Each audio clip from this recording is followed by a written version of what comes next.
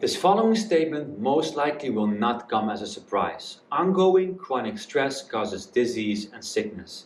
Yet the same, and this is less known, applies to not having enough stress in your life. Enough short-lived or acute stress to be specific. In my previous video I explained that the combination of insufficient self-care education and an environment abundant in processed foods, screens and sedentary entertainment comes with a huge cost.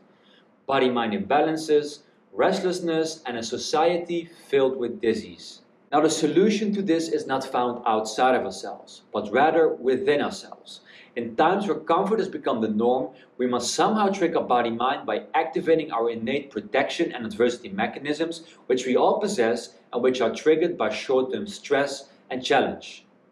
Knowing how to do this and actually activating these mechanisms daily will not only make you more resilient and focused, it will also protect against cellular aging and related disease. Thus, an overarching strategy in our system for ultimate wellness and performance is to deliberately invite acute stressors in, intermittently and intelligently. In my upcoming videos, I will dive into some of the most effective and powerful acute stressors you should consider exploring and embedding into your life. But for now, I want to share a few general key points that you must keep in mind when starting to re-invite acute stressors and challenge into your life. Key point number 1. Beware the nature of the stressor. Perception is essential, so make sure that the stressor is not that extreme that you cannot imagine that it will actually make you more resilient afterwards.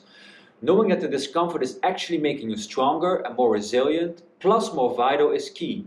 This perception will subsequently result in more of a challenge response than a fight or flight response. Key point number 2. Keep an eye on the duration. So while the ideal duration truly depends on the nature of the stressor, 50 minutes or less will be safe and will not result in oversecretion of so-called glucocorticoids. Key point number 3. Embed acute stressors gradually into your life. Too many stresses at once will have a detrimental effect and may even in some cases result into autoimmune disease. Key point number 4. Make sure to actually decompress and de-stress after the initial stressor. Knowing this, start doing what over 95% of the modern humans aren't doing, deliberately inviting discomfort in. Now, if you can't wait to get started after having heard all this, here's my suggestion to get started now. End your warm early day shower in a chilly fashion, and with 30 seconds of cold water.